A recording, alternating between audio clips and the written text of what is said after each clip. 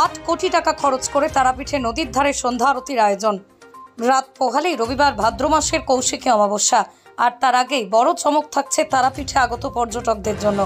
বীরভূমের জেলাশাসক বিধান রায় নিজে জানিয়েছেন, দ্বারকা নদীর পাশে প্রত্যেক দিন হবেই সন্ধ্যা আরতি। তারাপীঠ রামপুরহাট উন্নয়নের পরিষদের অফিসে এই নিয়েই দীর্ঘক্ষণ বৈঠক হয় প্রশাসনিক কর্তাদের। পুণ্যার্থীদের মতে এই আরতির মধ্য দিয়েই তারাপীঠের মতো পর্যটক কেন্দ্র নতুন পালকের সংযোজন হবে একটি। এই আরতি শুরু হলে তারাপীঠে পর্যটকদের সংখ্যা আরও কয়েক গুণ বৃদ্ধি পেতে পারে। মূলত তারাপীঠে আগত পর্যটকরা মন্দির, আটলা মোড় থেকে বীরচন্দ্রপুর ছাড়াও দেখার মতন তেমন কোনো জায়গা পেতেন না এতদিন। ফলে এই 3টি জায়গায় ঘুরে বেড়ানোর পরই হোটেল বন্দী হয়ে থাকতে হতো পর্যটকদের চাহিদা মেটাতে দ্বারকা নদীর পশ্চিম দিকে প্রায় 8 কোটি টাকা খরচা করে সাজিয়ে তোলা হয়েছে নদীর পাড়। রং বেরঙের ফুল দেওয়া হয়েছে, শ্মশান দেখার মতো সুন্দর পরিবেশ চাক্ষুষ করা যায়। সেই মতোই বোটে করে আরতি দর্শন করতে পারবেন পুণ্যার্থীরা। সন্ধ্যায় দেবীর আরতির সঙ্গেই পঞ্চপ্রদীপ হাতে তারাপীঠের সেবায়িতরা এখানে আরতি করবেন। বছরে 365 দিন বারাণসীতে এই গঙ্গা আরতির আয়োজন হয়ে থাকে। পর্যটক আকর্ষণ বাড়াতে মুখ্যমন্ত্রী মমতা বন্দ্যোপাধ্যায়ের নির্দেশে এ রাজ্যেও শুরু হয়েছে গঙ্গা আরতি।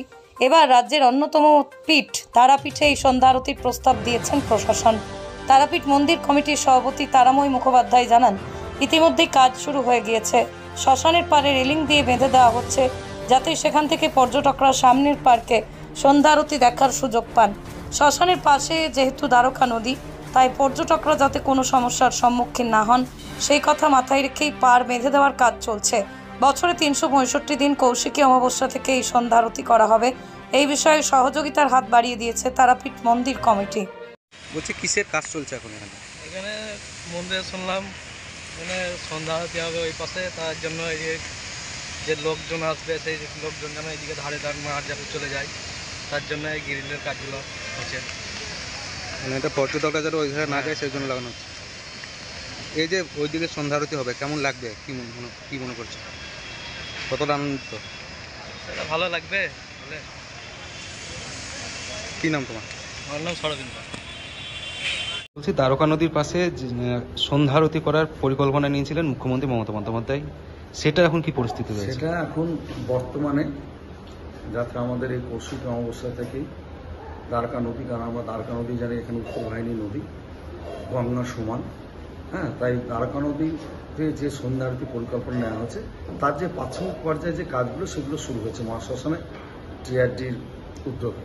কারণ এটা মাননীয় মুখ্যমন্ত্রীর একটা স্বপ্ন ছিল যে তাড়াতাড়ি সন্ধ্যা আরতি হোক, এবং সেই উদ্যোগকে মানে কাজে সফল করতে আমাদের মাননীয় জেলা শাসক থেকে শুরু করে টিআরডির vice chairman Sukumar Mukherjee, SDO সাহেব, চেয়ারম্যান সাহেব সবার উদ্যোগে সেই কাজ শুরু হয়েছে, এবং হয়তো সেটা এবার বাস্তবে পরিণত হতে চলেছে এই সামনে কৌশিকী অমাবস্যা থেকে, যে দ্বারকা নদীর পাড়ে আরতি হবে। কারণ সামনেই মহাশ্মশান, তারপরে মন্দির, সেই পূর্ব দিকে মুখ করে যেমন হরিদ্বার বারাণসীতে আরতি হয় সেভাবে প্রতিদিন তারাপীঠে কিন্তু একটা আরতি হবে, গঙ্গা আরতি।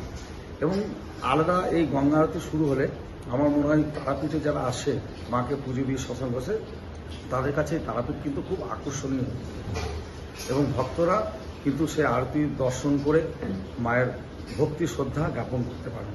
তাই এটা দারুণ উদ্যোগ। আমরা তারাপীঠবাসী পাশাপাশি এখানে যারা আগত ভক্ত আছেন, যারাই শুনছেন, তারাই উদ্যোগকে কিন্তু খুব সাধুবাদ জানিয়েছেন যে পূর্ণভূমি তারাপীঠে এটা হলে ভক্তদের কাছে কিন্তু আরও আকর্ষণীয় হয়ে উঠবে এই তীর্থভূমি। এটা কি মন্দির কমিটি দেখাশোনা করবে?